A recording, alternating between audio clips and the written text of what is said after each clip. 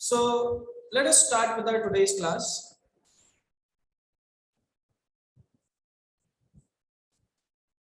In today's class, we will study that what is average speed. हम आज की class में स्टडी करेंगे कि भाई एवरेज स्पीड क्या होता है। बेटा, for example you are going from Bikaner to Jaipur, ठीक है।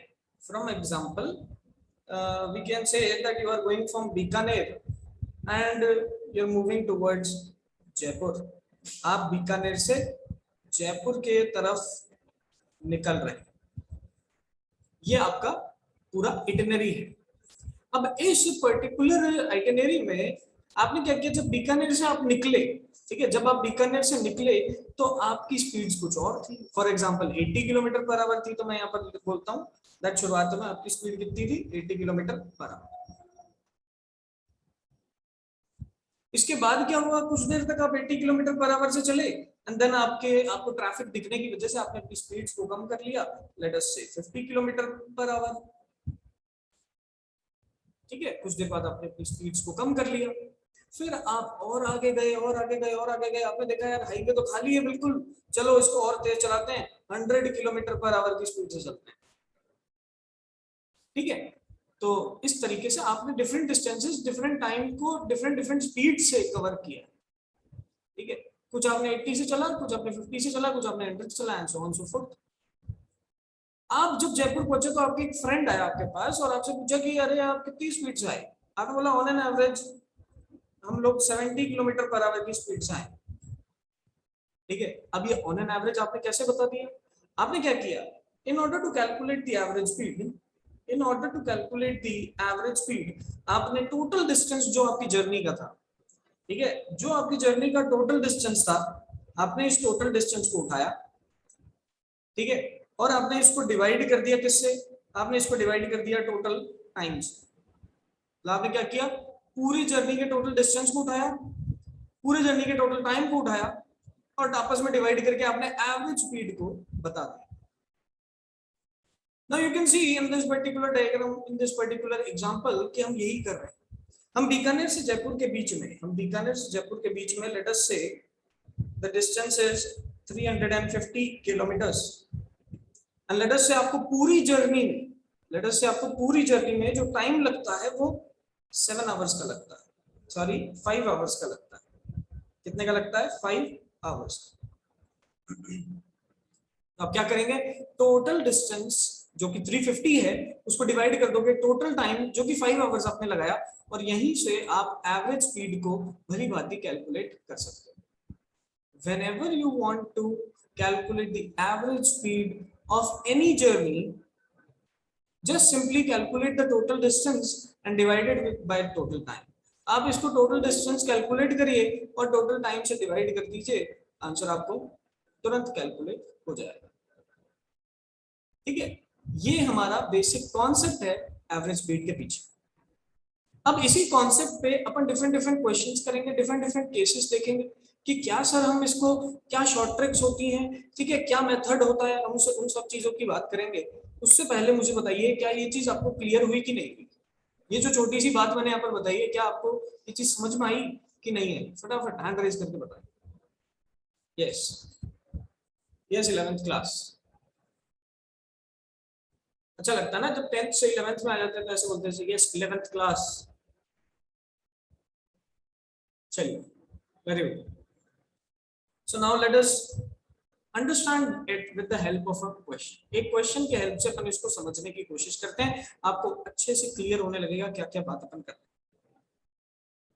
जैसे for example in this question what is happening, we have travelled 100 kilometres, ठीक है, हमने 100 किलोमीटर्स ट्रैवल किया, टाइम लगाया 2 आवर्स का। फिर हमने 50 किलोमीटर्स ट्रैवल किया, टाइम लगाया 30 मिनट्स का। फिर हमने अगेन 200 मीटर्स को ट्रैवल किया, टाइम लगाया 10 मिनट्स का,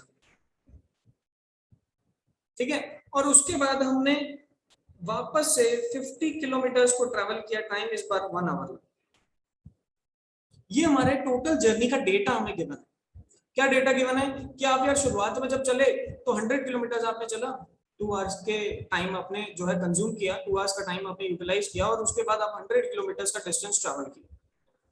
After that you have traveled 50 kilometers distance in 30 minutes time, and after that you have covered 200-meter distance in 10 minutes time, and after that you have covered 50 kilometer distance in 1 hour time.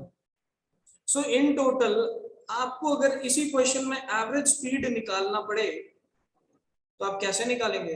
In order to calculate the average speed, what you will do? You will calculate the total distance. So total distance कितना आ जाएगा? देखो 50 plus 50 100, then 100 200 kilometres, but उसके बाद क्या दे रखा है? 200 metres दे रखा है। क्या दे रखा है? 200 मीटर्स। अगर मैं इस 200 मीटर्स को किलोमीटर में करूं, so the answer will become 0.2 kilometre. so आपके पास यहां से आंसर क्या आ गया? 200.2 kilometres. So this is the total distance which has been traveled by this person who is traveling like this. अब इसके बाद आप क्या करेंगे? इसके बाद आप कैलकुलेट करेंगे total time. So total time would be 2 plus 1 3, and this is 0.5 hours by 30 minutes क्या होता है? 0.5 होता है, and 10 minutes क्या होता है? तो 10 minutes के लिए आप 10 डिवाइड बाय 60 कर दोगे and this becomes 1/6 hours. So आपका फाइनल आंसर क्या हो जाएगा? 3.5 प्लस 1/6। ठीक है, कैलकुलेट करो 3.5 कैसे? ये 2 आवर्स प्लस 1 आवर क्या हो गया? 3 आवर, एंड 0.5 आवर्स और ऐड किया तो 3.5 आवर्स, एंड प्लस इसमें क्या कर देंगे? 1/6 आवर्स, तो 3.5 plus 1/6, so the answer becomes देखिए आंसर क्या बनता है। ठीक है, 3.5 को 6 से मल्टीप्लाई करो, 3 6 18, एंड 0.5 को और मल्टीप्लाई करेंगे, सो यहाँ पर क्या मिलेगा मेरे पास? So this becomes 3.5 into 6. So the answer becomes 21. Yes. So this becomes 22/6. ये आंसर आ रहा है मेरे पास? सही है? चलिए 3 and this 16 18 18 and 3 21। ठीक है, बिल्कुल सही है। So ये मेरे पास यहाँ पर आंसर निकल के आ रहा है 22/6 hours. Now in order to calculate the average speed, what we will do? In order to calculate the average speed, we will calculate the total distance and we will divide it with the help of total time. And जब अपन इसको calculate करेंगे तो हमें average speed निकल के आ जाएगा। बिल्कुल बेहतरीन बात है, बिल्कुल आसान बात है, कोई इसमें दिक्कत वाली बात किसी को नहीं होनी चाहिए। बताइए सबको ये चीज क्लियर है कि नहीं? फास्ट।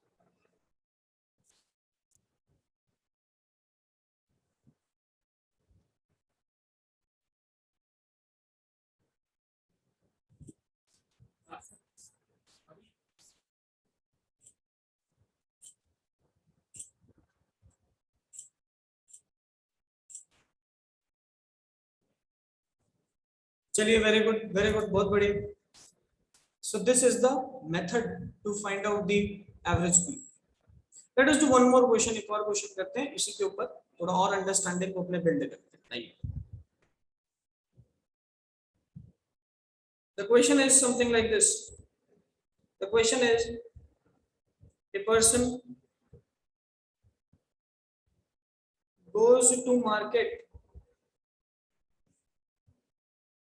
from home, ठीक है, मार्केट से घर से मार्केट जाता है with a speed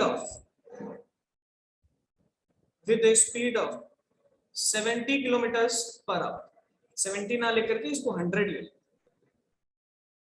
100 kilometres per hour, and again reaches home with a speed of 50 kilometre per hour. ठीक है, मार्केट गया 100 किलोमीटर पर आवर की स्पीड से, घर आया 50 किलोमीटर पर आवर की स्पीड से। हमसे पूछा जा रहा है full stop calculate average speed, calculate the average speed. बेटा बहुत ही अच्छा क्वेश्चन है, याद रखना है। कैसे करेंगे? बहुत इंपॉर्टेंट है, बहुत इजी क्वेश्चन है। 9th क्लास में भी आपने ऐसा क्वेश्चन कभी ना कभी किया होगा, नहीं किया है तो आज अपन देख लेंगे। देखिए मैं यहाँ पर बना रहा हूँ घर, so this is the home। ठीक है, and from home the person is travelling towards the market, from home the person is travelling towards the market, ठीक है, पर्सन घर से मार्केट की तरफ जाता है, चलिए बिल्कुल सही है। घर से जब मार्केट की तरफ जा रहा होता है तो उसकी स्पीड होती है 100 किलोमीटर पर आवर। जब वो मार्केट से वापस घर की तरफ आता है तो उसकी स्पीड होती है 50 किलोमीटर पर आवर, ठीक है, ये अपन को दे रखा है 24। तो जब वो घर से मार्केट की तरफ गया उसकी स्पीड थी 100, जब वो मार्केट से वापस घर आया उसकी स्पीड थी 50। Now see what is happening, हमें इस क्वेश्चन में ना ही डिस्टेंस प्रोवाइडेड है ना ही टाइम प्रोवाइडेड है, तो हम एवरेज स्पीड को कैसे निकालेंगे? बहुत सारे बच्चों का यहाँ पर आंसर होता है सर 100 + 50 डिवाइड बाय 2 एवरेज निकाल दो, जो कि गलत है, जो कि गलत है। हम यहाँ पर ये चीज नहीं करेंगे, हम हमेशा मेथड से चलेंगे। We will only calculate the method and that method is कि आप मान लीजिए मार्केट से घर तक का जो डिस्टेंस है दैट इज x किलोमीटर्स। अब ऐसा मान लो that the distance from market to the home is x kilometres. So देखिए एक बार वो मार्केट जाता है और एक बार वो मार्केट से वापस घर आता है, एक बार वो मार्केट जा रहा है और एक बार मार्केट से वापस वो घर आ रहा है। सो उसने जो टोटल डिस्टेंस चला होगा, तो उसने जो टोटल डिस्टेंस चला होगा वो कितना होगा x + x which is 2x। आप यहां से एक चीज समझ पा रहे होंगे कि भाई जो मार्केट गया वो मार्केट से वापस भी आया, अगर घर से मार्केट के बीच की दूरी x है तो जाने में x डिस्टेंस लगा, आने में x डिस्टेंस लगा, टोटल डिस्टेंस 2x लगा। अगर हमसे इसी सेम क्वेश्चन में पूछ लिया जाए कि बताइए टोटल टाइम क्या होगा, बताइए टोटल टाइम क्या होगा। So in order to calculate the total time we will first calculate t1 + t2 and what is t1 and what is t2। देखिए t1 टाइम मैं मान रहा हूं जब वो घर से मार्केट जाता है, t2 टाइम मैं मान रहा हूं जब वो मार्केट से घर आता है। देखिए जब वो घर से मार्केट जाता है t1 टाइम लगाता है, हम जानते हैं speed is equal to distance upon time, so time will be equal to distance upon speed. यहां पर अपन फॉर्मूला लिख देते हैं the time is equal to distance upon में स्पीड, ठीक है। अब मैं टाइम की वैल्यू यहां पर पुट करूंगा। सो देखिए डिस्टेंस कितना है घर से मार्केट जाते समय x, स्पीड कितनी है 100। सिमिलरली t2 की वैल्यू निकालेंगे, मार्केट से वापस घर आते समय डिस्टेंस कितना है x, स्पीड कितनी है 50। आइए इसको कैलकुलेट करते हैं, तो t1 + t2 में जब वैल्यूज को पुट किया जाएगा तो this becomes x upon 100 + x upon 50।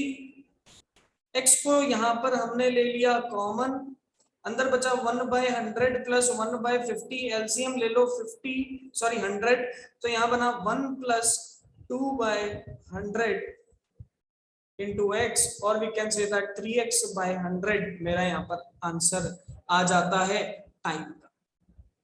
Now see time निकल गया, डिस्टेंस निकल गया, टाइम निकल गया, डिस्टेंस निकल गया, एवरेज स्पीड कैसे निकालेंगे? तो total distance upon total time. Now let us calculate. So average speed is equal to total distance upon में total time, total distance is 2x, total time is 3x/100, so x and x cancels, the answer becomes 200/3, or we can say that 66.67 kilometers per hour becomes the average speed। बेटा बहुत ही important question है, बहुत ही अच्छा question है। ये तो है इस क्वेश्चन को करने का मेथड, इस क्वेश्चन को करने की ट्रिक भी होती है, वो ट्रिक भी बात करेंगे, लेकिन पहले अपन को मेथड समझना बहुत ज्यादा जरूरी है, ठीक है। पहले अपन को मेथड समझना जरूरी है, फिर अपन ट्रिक की बात करेंगे। ट्रिक के लिए तो सिंपल सा एक फॉर्मूला होता है जो कि होता है 2v1v2/v1 + v2, ठीक है। लेकिन अभी पहले हम ट्रिक की बात नहीं कर रहे हैं, हम पहले मेथड देख रहे हैं कि what is the method to solve the question, then we will find out the trick behind it। फिर उसके बाद हम ट्रिक निकालेंगे और फिर ट्रिक से डायरेक्टली आंसर्स ऑब्जेक्टिव पेपर्स में निकालेंगे। बेटा स्कूल के सब्जेक्टिव पेपर्स में, बोर्ड में कभी भी ट्रिक्स यूज नहीं करनी होती, मार्क्स नहीं मिलेंगे।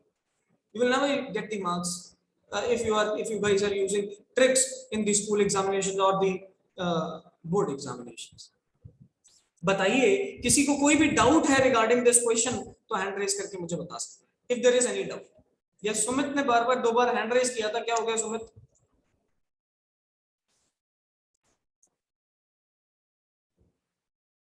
बताइए बेटा, क्या किया हमने? सारे डिस्टेंसेस को ऐड किया, x1 plus x2 plus x3 plus x4 and so on, and सारे टाइम को ऐड करके डिवाइड कर दिया, और फिर हमारे पास एवरेज स्पीड आ गया इस पर्टिकुलर केस का। अगर सबको क्लियर है तो हैंड रेज कर दो।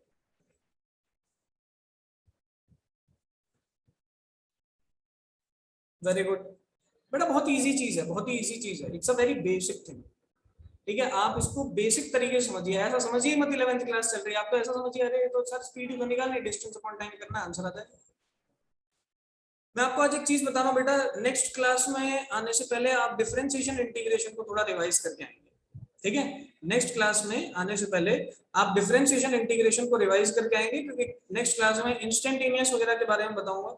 अगर हो सकता है नेक्स्ट क्लास में ना हो तो डे आफ्टर टुमारो वाली क्लास में हो जाएगा, लेकिन इंस्टेंटेनियस के अंदर हमें डिफरेंशिएशन का यूज आएगा, इंटीग्रेशन का यूज आएगा, तो आप उसको अच्छे से रिवाइज करके आएंगे। चलिए, नाउ लेट अस मेक, इसी से एक मैं सब केस बनाता हूँ, इसी का एक पार्ट बनाता हूँ। ठीक है, ध्यान से समझना और देखना। अगर मैं अपनी जर्नी को 2 इक्वल पार्ट्स में डिवाइड करूं, अगर मैं अपनी जर्नी को 2 इक्वल पार्ट्स में डिवाइड कर दूं, दैट मींस फर्स्ट डिस्टेंस ये x डिस्टेंस है, और नेक्स्ट हाफ डिस्टेंस जो है जर्नी का वो भी x है, और इन दोनों से को ट्रैवल करने वाली जो स्पीड्स हैं वो है s1 एंड s2। इन दोनों को ट्रैवल करने वाली जो स्पीड्स हैं वो है s1 एंड s2। मतलब तो जो जर्नी थी उसको अपन ने 2 इक्वल पार्ट्स में डिवाइड किया, फर्स्ट पार्ट x डिस्टेंस वाला, सेकंड पार्ट भी x डिस्टेंस वाला। दोनों की जो स्पीड्स हैं अपन ने s1 और s2 से डिनोट किया। अपन वही सेम अड़ंगा ऊपर जो अपन ने अभी एवरेज स्पीड के लिए बनाया, हम उसी फॉर्मूले में इस वैल्यूज को पुट करते हैं। देखिए 2 इक्वल डिस्टेंसेस थे तो x प्लस x न्यूमरेटर में हो गया, डिनोमिनेटर में क्या हो जाएगा x upon s1 plus x upon s2। Now see, ये एवरेज स्पीड का मेरे पास फॉर्मूला बन गया, कैलकुलेट करते हैं। तो इधर देखो क्या बन रहा है 2x, पर यहाँ x कॉमन आ रहा है, अंदर एलसीएम आएगा, बनेगा s1 plus s2 divided by s1 s2। ये x से x कैंसिल, आंसर बन जाएगा 2s1 s2 divided by s1 plus s2। ये मेरे पास बन गया एक फॉर्मूला। कब लगाना है इस फॉर्मूले को?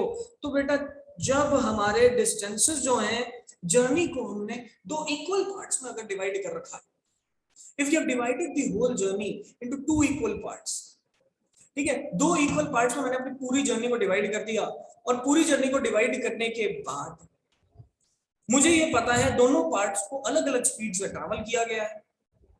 हम एवरेज स्पीड निकालने के लिए टोटल डिस्टेंस निकालते हैं, we want to calculate the total time.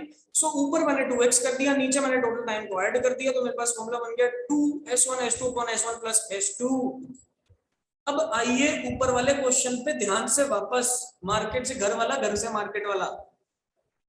अब जब मार्केट से घर गए तो क्या x डिस्टेंस चला? बिल्कुल चला। जब मार्केट से वापस घर आए, ठीक है, घर से मार्केट गए, मार्केट से वापस घर आए, तो क्या आप दोनों तरफ x ही डिस्टेंस ट्रेवल कर रहे हो? तो मैं बोलूंगा यस, बिल्कुल x डिस्टेंस ट्रेवल कर रहे हो। So the journey can be divided into 2 equal parts.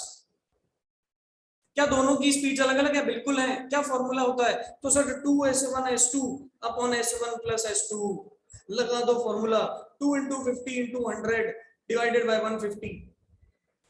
Solve कर दो, ये देखो 3 टाइम्स कट रहा है, आंसर आ गया 66.67। ये तो हो गई ट्रिक। एग्जामिनेशन में, अगर बोर्ड एग्जामिनेशन में ये क्वेश्चन आएगा तो हम, अपने स्कूल के एग्जामिनेशन में ये क्वेश्चन आएगा तो हमें पूरे मेथड से चलना पड़ेगा।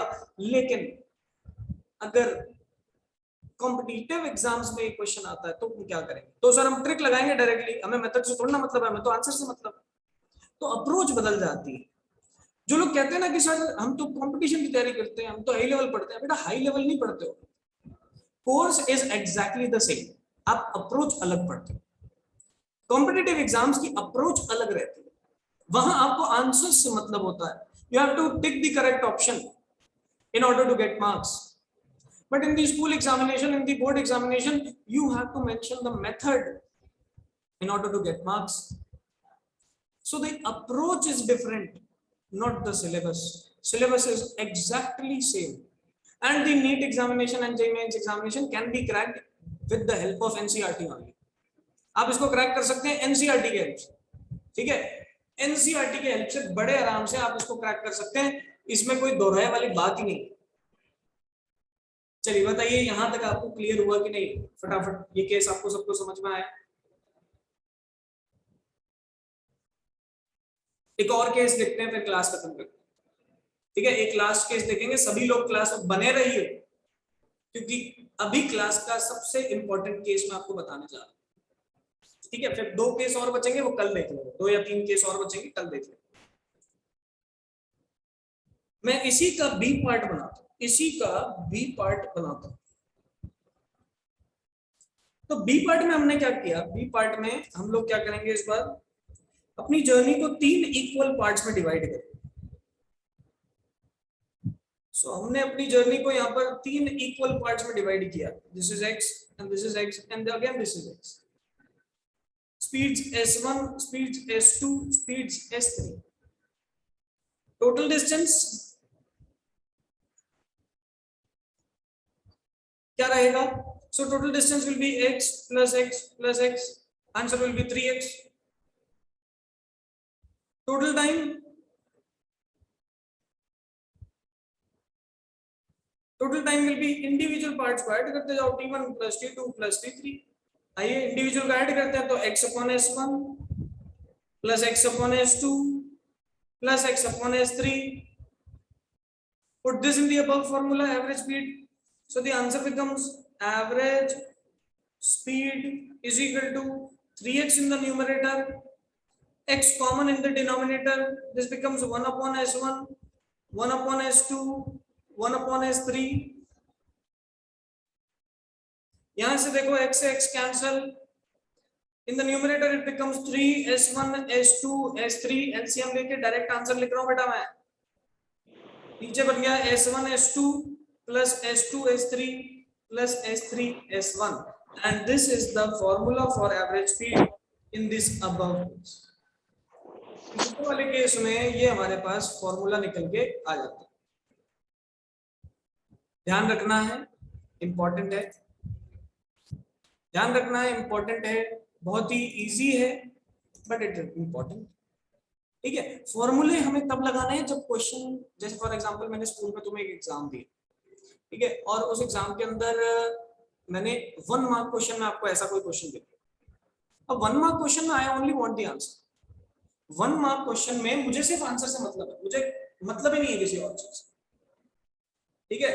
1 मार्क क्वेश्चन में मुझे और किसी चीज से मतलब ही नहीं है, मुझे सिर्फ आंसर चाहिए, तब आप ये डायरेक्ट फॉर्मूला लगाओगे आंसर निकाल लो। लेकिन अगर यही सेम क्वेश्चन 3 मार्क्स में आता है, then what will you do, तब आप पूरे मेथड को सॉल्व करोगे, टोटल डिस्टेंस निकालोगे, टोटल टाइम निकालोगे, एवरेज स्पीड कैलकुलेट करोगे and so on so fourth, आपका आंसर कैलकुलेट होंगे। So I hope you can see what I'm telling, and if it's clear then raise your hands।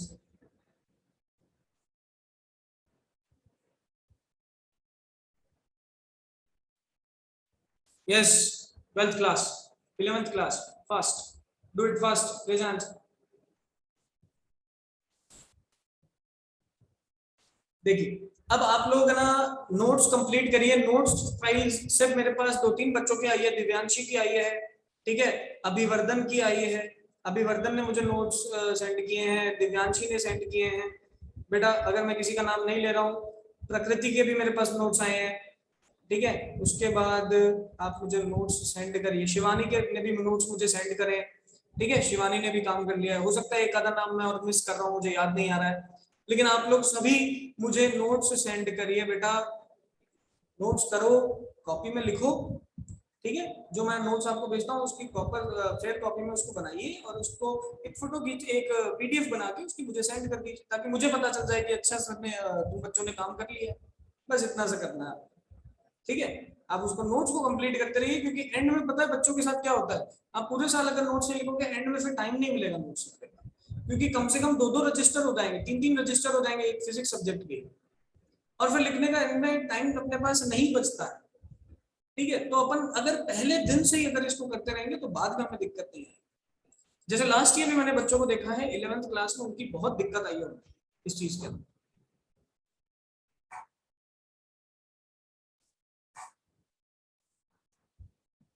ठीक है, तो इस चीज का आप ध्यान रखिए। चलिए आज की क्लास में अगर किसी को कोई डाउट है तो एंकरेज कर दीजिए, अदरवाइज